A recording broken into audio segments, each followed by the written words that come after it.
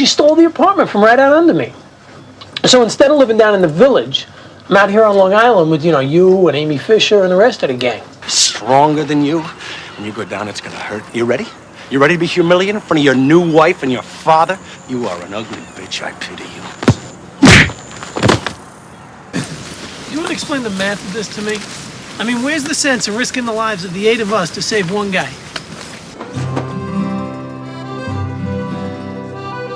Oh, hey, guys, hold it. She's not the one. Actor and independent filmmaker Ed Burns was in Bellmore recently being honored with a Creative Achievement Award by the Long Island International Film Expo. I caught up with Burns before the award ceremony for an exclusive interview. The reason I'm here is I'm a Long Island guy. I'm from Valley Stream, and when I got the call, it's been a little tricky schedule-wise, but I said, absolutely, I have to get down there. I come back all the time. My folks are 2 towns over in Rockville Center, so I never stop in Bellmore. I'm usually cruising by on Sunrise Highway going to RVC. But it's great to be back, especially given that I'm from here. Brothers McMullen, I shot in my parents' house in Valley Stream, so, that was a big part of it. The inspiration to sit down and write that screenplay had to do with, I never saw films that had to do with, the kind of guys and families that I grew up with. And it's something I always go back to, and I'm actually working on a massive sort of 3-part trilogy about sort of a Long Island childhood that would go from probably 81 through 91. I was up at SUNY Albany, English major, thought I wanted to be a novelist. I just randomly took a sort of film appreciation class, and one of the first films I saw was Billy Wilder's The Apartment. Spoke to the professor afterwards about the film, and he told me, Billy Wilder's a writer-director, and that's kind of when I had the aha moment. I was like, oh, maybe it's not novels. Maybe what I should be writing are screenplays. Immediately did some research on it, and a year later left Albany, went to Hunter College, and started studying filmmaking. Burns says one of his early influences growing up was actor-director Woody Allen.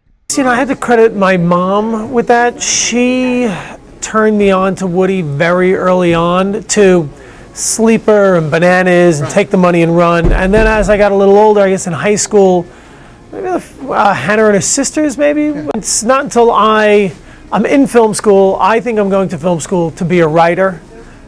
Maybe I'll direct films. The very first class I take, though, the professor had a bunch of the kids act in, you had to act in each other's sort of short films. The first time I got, that was my first time I acted, and I got the bug. So every time since then, I just kept putting myself into my short films. Again, never thinking that I was going to be a writer, director, actor. And then when it was time to do Brothers McMullen a couple of years later, we had no money. We couldn't pay anybody. So I just figured, I'll write a part for myself. That way at least I'm guaranteed that at least that segment of the film will get done. The movie came out and people said, you're pretty good. Next thing I know, I'm getting calls to be an actor. Burns talked about the challenge of directing a scene while at the same time acting in it himself. Now so much of the acting choices, let's say, that you'd make, you make them a lot of times in the room when I'm writing the screenplay. But when you're directing actors on set and you're in the scene with them, a lot of actors will tell you, they know when a scene is playing. I've always equated it to sports. When a team gels, everybody on the court knows, oh wait, we're hot right now. It's a very similar thing with actors. You can feel each other when the magic is happening. And that's really how you direct other actors when you're also working with them. That said, I do have a great support team of a producer and a director of photography who, in any of those scenes, someone needs to be watching the monitor to make sure that we're executing the shot the way we want it and that the other actors actually hit their mark and things are in focus. So, Burns also talked about his experience acting in the film Saving Private Ryan. I remember the first acting job I had where I didn't get to speak one of the lines that I had written was in Saving Private Ryan. And it's probably a week into the shoot and we're shooting the D-Day sequence. Right. And there's a scene in the film where we've kind of gotten up the bluff and we have our backs to, I guess where they had some heavy artillery. Right. So all the guys are lined up against the wall, and the scene is supposed to play that I'm supposed to take a grenade, pull the pin, toss it to Tom Sizemore, who's going to catch it and then throw it over our heads in. Stephen calls action, the shot starts, overlooking the bluff, watching all the ships coming in, 3,000 extras, who are the Irish Army, storming the beach, explosions going off. It lands on Hanks, comes all the way over to me, I pull the grenade, I toss it to Sizemore, chuck it right over his head. Stephen says, cut, and he says, look, just so you know, that just cost more than your first film cost. So. Burns says it's much easier today for aspiring filmmakers to create quality independent films than it was when he first started. The entire independent film landscape has changed in the last, I'd say, 3-4 years. Two great revolutionary things have happened that have to do with sort of digital technology. One are the new cameras. You know, we shot a film called Nice Guy Johnny on the Red. We made a film last year called Newlyweds on the Canon 5D.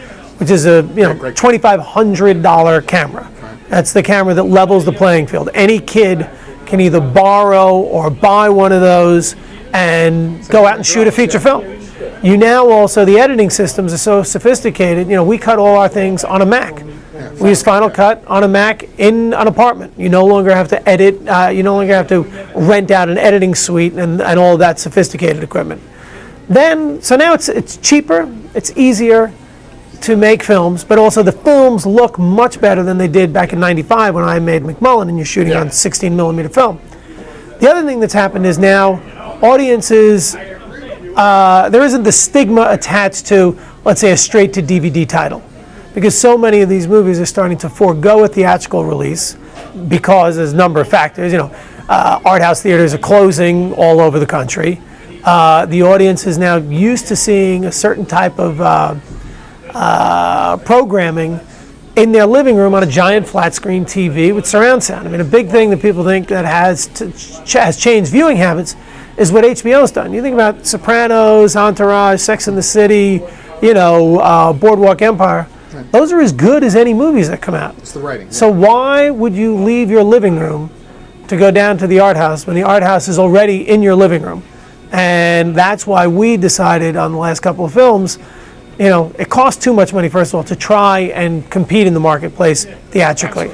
So if you pipe it directly to where the audience actually is, we found that we make a lot more money than we ever could have made theatrically. Does iTunes pick the price? Or do you? I think the future for Long Island filmmaking, especially on the indie side, is the same as the future for indie filmmaking anywhere in the country or for the world, that matter. It really has to do with, you know, is there a kid out there who picks up one of these very inexpensive cameras now and has something very interesting or specific or funny to say, and they have the passion and the wherewithal to actually get the thing done, and then after that, they fight tooth and nail in order to make sure it finds an audience.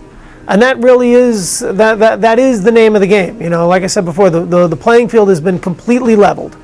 There's nobody who is going to, there's no longer an excuse for saying, oh, I can't get in, I can't get into the business, I don't have any connections. You don't need them anymore. You can make your movie, put it up on YouTube, and, you know, now you're a filmmaker. How you get people to see it on YouTube, well, that's another story. But that did not exist in '95 when I was starting, so, yeah. In Bellmore, Collora reporting. Anytime, like, people say, hey, we dig your stuff.